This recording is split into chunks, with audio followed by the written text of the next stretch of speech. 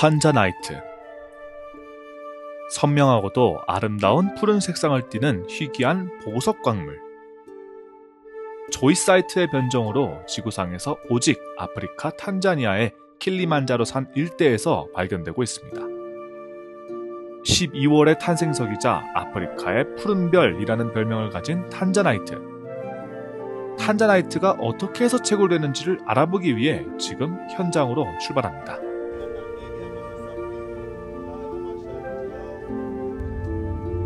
(2025년 7월) 탄자니아 킬리만자로 고항에서 아루샤 시내로 가나보면 거대한 규모의 콘크리트 장벽을 볼 수 있습니다. 그 장벽을 따라가 보면 검문소가 등장하죠. 탄자나이트 광산에 유일하게 출입할 수 있는 출입사무소입니다. 까다로운 절차를 거쳐 장벽 안으로 들어왔습니다. 약 24km 길이의 이 장벽은 탄자나이트 밀수를 막기 위해 설치된 것이라고 합니다.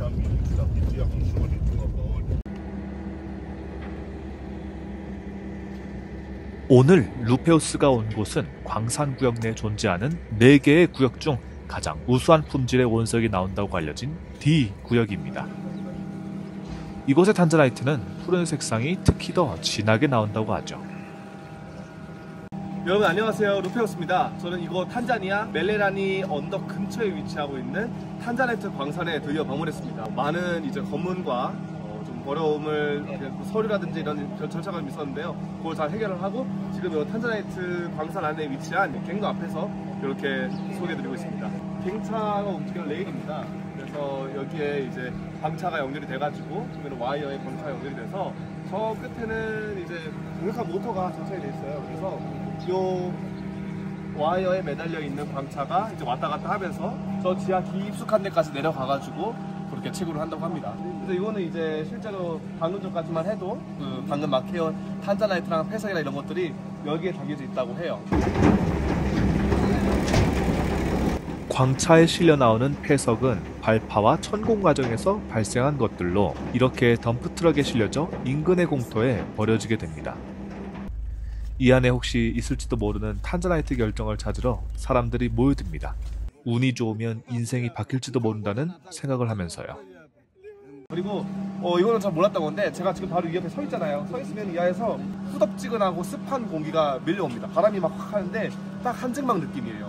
이 안에 들어가 볼 건데 어떤 느낌일지 상상이 안 갑니다. 근데 약간 찜찜한 온 느낌이지 않을까 생각을 해보겠는데 과연 이 안에서 제가 탄자나이트를 발견할 수 있을지는 잠시 뒤에 한번 확인해 보도록 하시죠. 아무튼 준비해서 저는 한번 출발해 보도록 하겠습니다.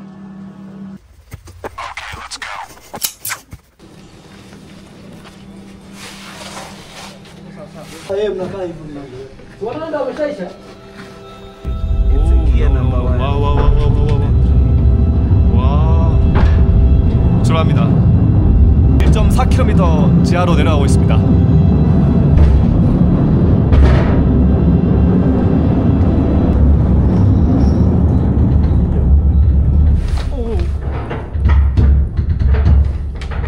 왜 멈췄어? Why is it stop? I think low voltage.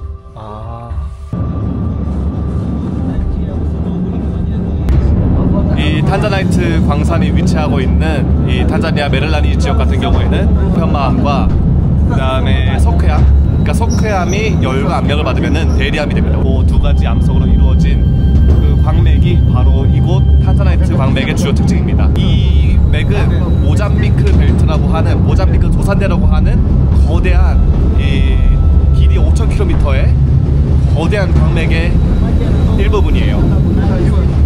와, 물소리도 나요 이제. 와, 폭포 됐어, 폭포. 근데 이 모잠비크 벨트가 언제 됐냐, 우리가 프리캠브리언이라고 하는 지금부터 약 5억 8천만 년 전에 형성이 된 층입니다. 와우. 그래서 아주 오래전에 형성이 된 이 모잠비크 벨트는 오늘날의 마다가스카르, 케냐, 탄자니아 그리고 모잠비크까지 굉장히 넓은 범위에 이루어져 있고 그 중에 일부는 지금의 스리랑카랑 인도에도 이제 이루어져 있어요. 색깔이 바뀌었어요 이제. 여기는 또 노란색이네요. 어떻게 보면 우리는 지금 5억 년 전에 형성된 암석 속으로 시간여행을 하고 있는 겁니다.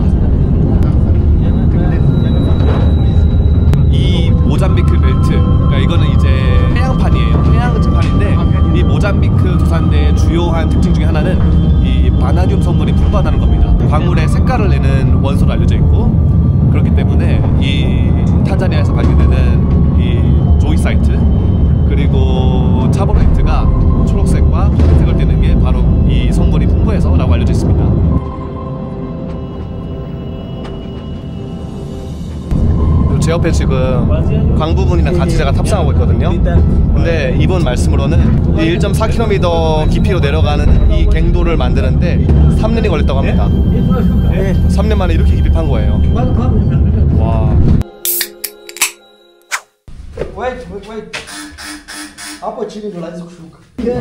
도착했나봐요. 이제 도착했나봐요.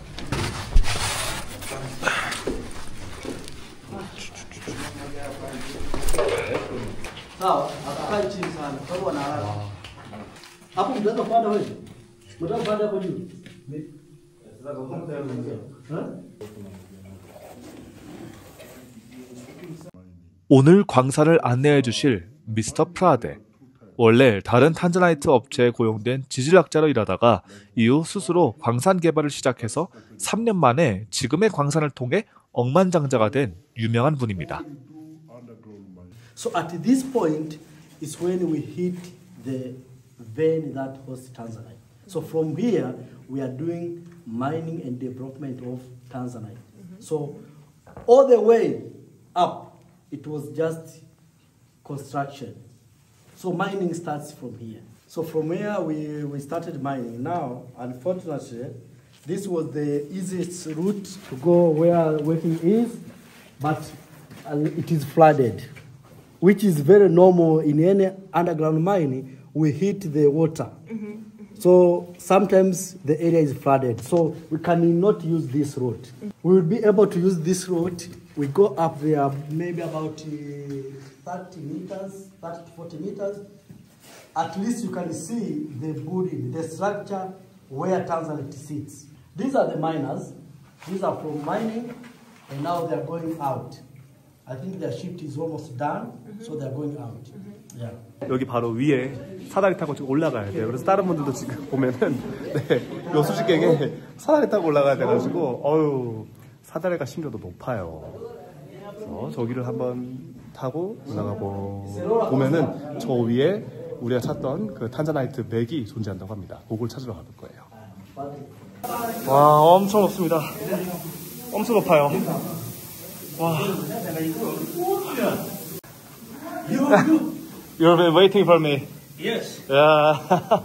What an honor. Let's wait for the Marcos. Yeah. Oh, he's already there. Yeah. Hey, I was waiting for you. Yeah. Good. I made it. You made it. Okay. Now you are very lucky. Here is the place. You see, when you start this rock here, from the thickness from here to here, this is the building. Okay. And Tanzanite normally sits in the box like this one. 드디어 여러분 찾았습니다. 맥 상태로 존재하는 탄자나이트예요. 물론 우리가 아는 그 진한 파란 색깔은 아니지만 탄자나이트는 자연계에서 다양한 색깔로 나옵니다. 뭐 갈색, 붉은색, 노란색으로 나오고요. 여기에 지금 있는 거는 이제 노란색의 탄자나이트 결정이 이 광맥에서 관찰되고 있습니다. 저게 탄자나이트예요. 와. 탄자나이트는 대부분 노란색과 갈색으로 주로 발견됩니다. 우리가 시중에서 흔하게 접할 수 있는 진한 청색의 탄자나이트는 대부분 인도에서 열 처리가 이루어진 것들이죠. 500에서 600도 정도의 열 처리를 거치면 내부에 들어간 미량의 바나듐 성분에 의해 산화 상태가 변하면서 진한 청색을 띠게 된답니다.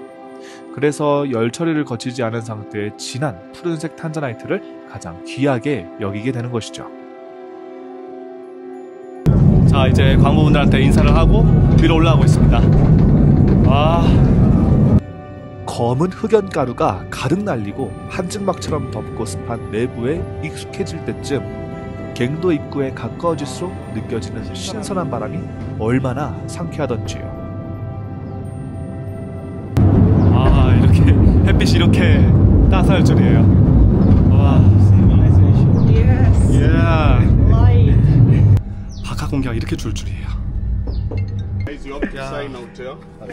이게 보면은 여기가 그래파이트 흑연이 굉장히 많습니다. 이 지역 자체가. 그래서 이런 식으로 제 손이 완전히 이제 흑연 가루가 묻어 있는 걸 볼 수가 있어요.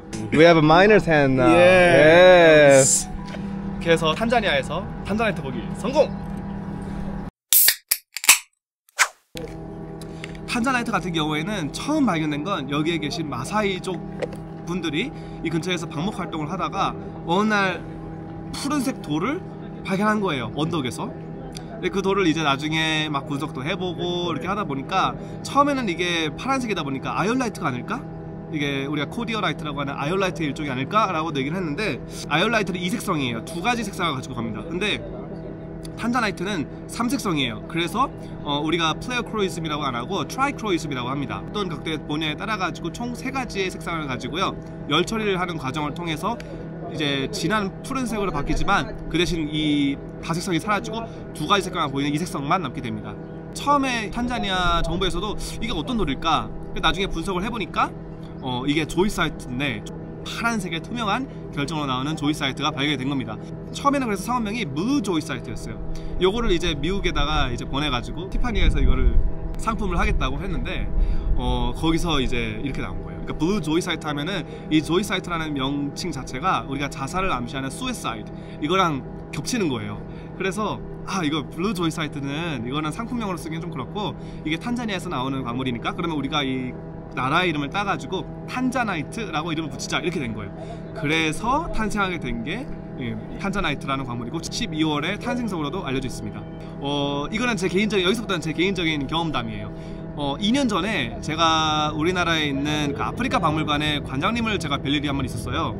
근데 그분께 제가 이 탄자니아의 이 탄자나이트에 대해서 이제 얘기를 하다 보니까 인신공양 약간 그런 얘기를 좀 하시더라고요. 그러니까 여기서는 굉장히 이게 부가 집중된 곳이고 하다 보니까 여기서 그런 채굴 이런 거를 얻기 위해서는 주술사 이런 분들한테 사람의 신체의 일부를 인신공양 해가지고 해야지만 여기에서 이렇게 채굴할 수 있는 거리를 주고 뭐 이런 일들이 있다. 그래서 조심해야 된다. 그런 말씀을 좀 하시더라고요. 근데 확실히 여기 제가 이제 현지에서 여기서 태어나서 채굴을 해오던 분들한테 얘기를 해보니까 예전에는 그런 일이 실제로 있었다고 합니다. 특히 어떤 사람들을 위주로 했냐, 흑인인데 알비노라고 해가지고 하얗게 백인처럼 이렇게 태어나신 분들 있잖아요.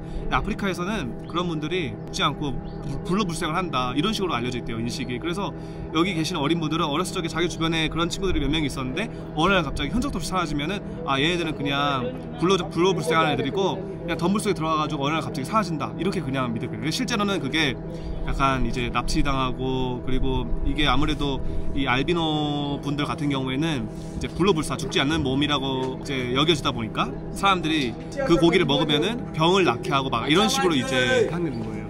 그래서 그런 일들이 예전에 있었는데 지금은 물론 이제 그거는 정말 옛날의 이야기고 지금은 굉장히 이제 정부 차원에서 아주 엄격하게 관리를 하고 있던 걸 볼 수 있습니다. 그래서 이 주변으로 24km에 걸친 거대한 장벽이 설치되어 있어요.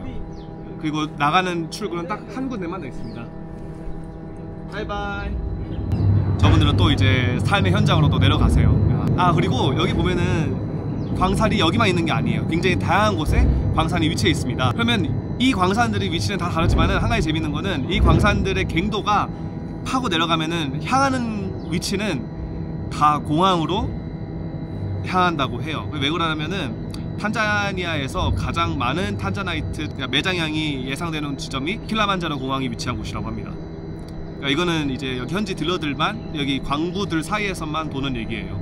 그러니까 실제로 거기 공항에서 근무하셨던 분들도 뭐 유류 탱크를 만든다고 한 5m, 7m 정도 파는데 뭐 탄자나이트가 어마어마하게 나오고, 그래서 그 일대가 가장 많은데 국가 차원에서 아무래도 이 부지를 함부로 사람들이 못 캐게 하려고 약간 공항으로 설정한 게 아니냐 그런 얘기도 있습니다. 그래서 이 일대에는 굉장히 무수히 많은 탄자나이트 광산이 존재하는데 그 광산의 대부분은 다 이제 공항을 방향으로 해가지고 그쪽으로 캔대요. 왜냐하면 그쪽으로 향할수록 더 깊게 파고 들어갈수록 더 많이 더 좋은 탄자나이트가 나온다고 하니까요. 그래서 우리가 뭐 알려진 바로는 탄자나이트가 희귀하다라고 알려졌지만 그 맥을 잘만 찾으면은 여기 분들 말씀으로는 3개월 동안 하루도 빠짐없이 하루에 100kg씩 채굴한 적도 있대요. 그런 경우도 종종 있다고 합니다. 그러니까 실제로는 채굴은 많이 드는 거예요. 다만 이제 그 중에서 보석으로서 우리가 가치를 가지고 있는 탄자나이트는 이제 어려운, 보기 드문 거죠. 아무튼 그렇습니다. 제가 살면서 꼭 한번 와봐야지 싶었던 곳 중에 하나가 바로 이 탄자니아의 탄자나이트 광산이었는데 이번 기회에 한번 이렇게 또 와보게 되네요. 아주 환상적인 경험이었습니다. 정리해보자면 이렇습니다. 약 10억 년 전 성캄브리아기 시기에 모잠비크 조선대가 만들어집니다. 이후 5억 년 전 캄브리아기 시대에 와서는 조선대 내부에 칼슘이 풍부한 변성암에서 조이사이트가 만들어지죠. 이때 메레라닌 지역은 우연히도 바나듐 성분이 풍부한 곳이었습니다. 고온 변성 과정에서 이러한 바나듐 성분이 지하수 등에 녹은 상태에서 조이사이트에 스며들게 되죠.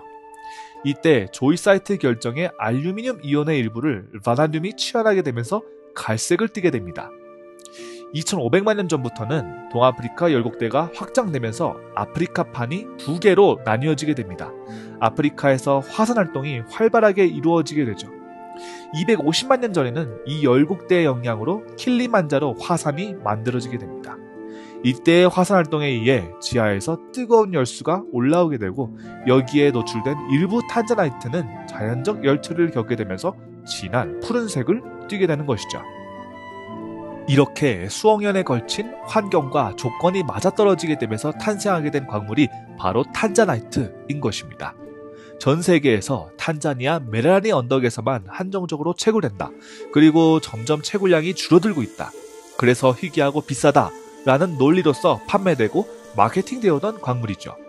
하지만 채굴량이 줄어들고 있다. 그래서 가격이 점점 비싸지고 결국에는 고갈이 될 것이다 라는 주장은 광물과 원석업계에서 가격을 더 받기 위해 사용되는 단골 멘트입니다. 저 루페우스는 그러한 주장이 사실과 다르다고 생각했습니다. 가장 정확한 것은 직접 그 나라에 가서 현장에서 직접 눈으로 보고 질문하고 듣는 것이죠. 탄자니아의 탄자나이트 매장량은 무궁무진합니다. 국토 대부분이 자연보호구역으로 지정된 나라인 만큼 그 가능성은 정확하게 예측 불가능이라고 하죠. 아직까지 대부분의 채굴은 소수의 대형 업체를 제외하고는 민간이 수작업으로 지표면 얕은 곳에서 광업이 이루어지고 있기 때문에 아직 제대로 채굴이 안 된 곳이 대부분인 상황입니다. 과거 20여 년 정도는 탄자니아에서 저렴하게 탄자나이트 원석을 가져오는 건 매우 쉬운 일이었습니다. 특히 인도 사람들은 생계가 급한 현지 광부들한테 돈을 빌려주고 이후 채굴되는 모든 탄자나이트를 받는 식으로 해서 원석을 확보했다고 합니다. 이후 뒤늦게나마 17년도에 장벽이 건설되고 원석 수출이 엄격하게 통제되기 시작했지만 이미 상당한 양의 탄자나이트는 인도로 간 상태입니다. 현지 사람들은 지금 탄자니아에 있는 양보다 몇 배는 더 많은 양이 인도에 있을 거라 얘기하죠. 그러다 보니 탄자니아에서 탄자나이트 원석과 나석을 구매하는 일은 매우 까다로웠습니다. 며칠에 걸쳐 지역 내 광산사무소들을 거쳐 서류를 제출해야 했고 구매한 수량에 관계없이 현지 세금과 서류에만 수백만 원을 내야 되는 상황이죠. 광산에서의 산출량과 현지 사람들의 평균 생활소득과 관계없이 탄자니아 정부에서 시세를 정해두고 유통을 엄격하게 관리해 나가는 상황인 만큼 앞으로 국제시장에서 탄자나이트의 가격은 랩그로운이 나오지 않는 이상 그 가치가 더욱더 올라가지 않을까라는 판단이 들었습니다. 물론 이와 별개로 더 나은 삶을 찾아 흑연가루가 가득한 광산에서 매일매일 힘든 노동을 하고 있는 현장의 광부분들께는 꼭 노력하신 것만큼의 보상이 주어지기를 바라봅니다. 저는 지금까지 탄자나이트 광산에서 루페우스였고요. 다음에도 더 즐겁고 유익한 영상으로 찾아뵙겠습니다.